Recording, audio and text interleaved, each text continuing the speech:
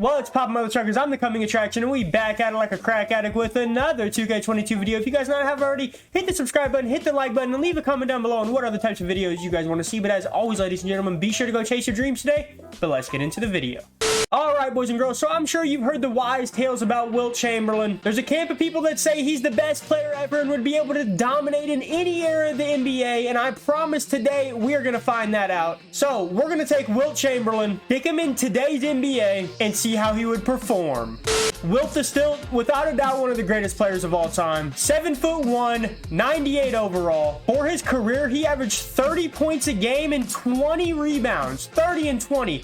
Players don't even have 30 rebounds and 20 points in one game in a season, much less average that for their whole career. I mean, look at his 61 and 62 season. 50 points a game, 25 rebounds, over 50% from the field, shoots better free throws than Ben Simmons. I mean, what couldn't this guy do? One thing I will say about Wilt, though, even though he is a 99 overall, he only has a 43 three-point shot. As you guys know, in today's NBA, you have to be able to stretch the floor as a big man. He might struggle there. Now, we are putting him in today's NBA, but we're going to put him on an awful team, the Houston Rockets. He has a decent point guard to play with and Jalen Green, but besides that, the whole team is basically going to be his, so we're really going to get to see how dominant he is as a player. Also on this team, for some reason, he's a 99 overall, so that makes it even better. Paint beast. He's also a beast in the sheets, if you know what I mean. That boy slept with over 20,000 thotties. I'm going to go ahead and simulate to November 20th, though. I'll be back at you guys with some stats. I'm hoping John Wall is going to be able to run the pick and roll well with him. Before we start simulating, go ahead and leave your predictions for his stat line down in the comments below. I'm going to predict that he's going to average 25 points and 13 rebounds. You got to remember, he's going up against other great big men and dudes like Joel Embiid. You got people like Giannis Antetokounmpo who are kind of built like him. I mean, even guys like Steven Adams, where he's nowhere near the athlete that Wilt Chamberlain is, he's still just a big ass body that Wilt Chamberlain probably didn't have to play against back in his day. All right, so here we are November 20th and about as many W's as L's. Let's go ahead and take a look at his stats though and what he's averaging here. All right, so about 20 games through the season, and Wilt Chamberlain is averaging 20 points a game and almost 10 rebounds. Honestly, these stats are not near as good as I anticipated. He is shooting 64% from the field though, so that's really impressive. Obviously only 26% from the free throw line, and in today's NBA, as a big man, you have to be able to stretch the floor, so that's where Wilt might struggle. I'm gonna take a look at some of his best games. In this win they had over the Oklahoma City Thunder, he had 31 points, 10 rebounds, 11 for 13 from the field, and 8 for 14 from the free throw line. That's a pretty solid stat line. But see, like in this loss against the Knicks, only 19 points and 10 rebounds. I mean, like I said, that's solid, but not to Wilt Chamberlain standards. And I mean, against the Knicks, he's having to go against guys like Julius Randle. Once again, athletes that he's probably never seen before who are just as strong. He said maybe not as tall or as explosive, but definitely as strong. Taking a look here at the power rankings in the NBA, and the freaking Houston Rockets are way down here at the bottom at 24th out of 30 teams in the NBA. They're 4-8.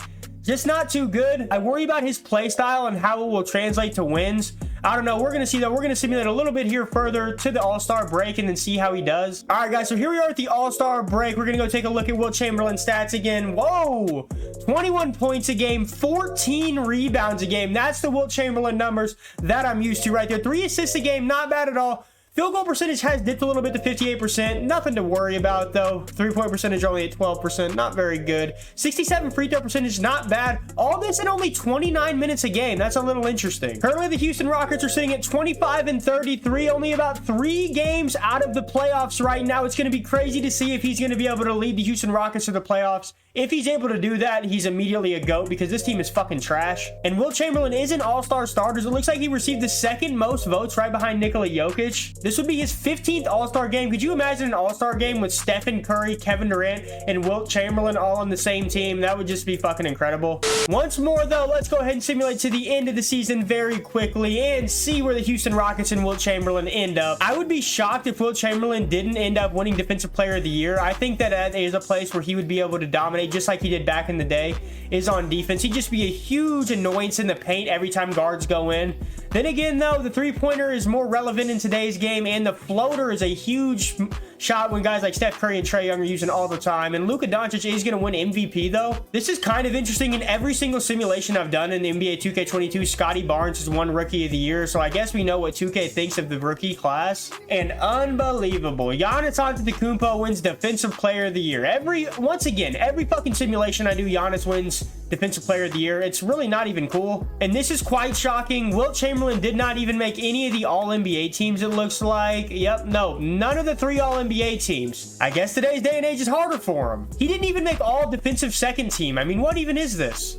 Yeah, and this is just sad. They didn't even make the play-in tournament, much less the playoffs. They finished 12th in the conference, which is 2 spots out of even the play-in tournament. For shits and gigs, before we go check out his final stats, we are going to simulate the whole playoffs and see who wins the championship and finals MVP. And what do you know? The Milwaukee Bucks win it again. Giannis and the Bucks win absolutely everything in these simulations I do. Yep, Giannis wins MVP, 30 points a game, 12 rebounds, 5 assists. Yep, we already know. Once and for all, though, let's go look at Wilt Chamberlain's stats for one last time. He ended up averaging almost 23 points a game, 15 rebounds a game, 3 assists per game, 2 blocks a game. That's pretty good, man. Unfortunately, he is nowhere to be found, obviously, in the playoff statistics because he didn't make the playoffs. So that leads me to believe that I don't think his playstyle would be intuitive to winning in today's NBA. It would be interesting to put him on an actual good team, though, and see how he would do. That might be a little bit of a different story, but I wanted to see when he's the only good player on the team. 14.5 rebounds a game is good enough for first in the NBA, though, as he beat out Rudy Gobert, Joel Embiid, Clint Capella. So definitely what he was most known for is rebounding, and he's still the best in the NBA at that in today's day and age. Points per game among centers, he was actually 4th behind Karl-Anthony Towns, Nikola Jokic, and Joel Embiid. So not a bad showing at all for Wilt Chamberlain. Blocks per game was 3rd in the NBA behind Rudy Gobert, obviously, and then Miles Turner. Throw him in there, why not? Overall, though, guys, Wilt Chamberlain came in the NBA, did his thing, definitely still had an amazing season with some amazing averages. It just didn't quite contribute to winning. We did only simulate one season, and once again, that was with a bad team. If you guys would like to see me simulate maybe a full career with Wilt Chamberlain and see what his stats are, or actually put him on a good team like the Warriors, who he played for in real life, where he'd have a guy like Steph Curry as his running mate, be sure to let me know down in the comments. And also, I'd like to do this where I put older players into today's NBA and see how they play. I think it could be really interesting. But I hope you guys did enjoy this short little video. If you guys did, hit the subscribe button, hit the like button, leave a comment down below once again on what other videos you guys want to see. This channel is for your entertainment, so I make videos for you guys. But I just want to say thank you guys so much for the support. Thank you so much for stopping by. Go chase your dreams today, and I'm the coming attraction.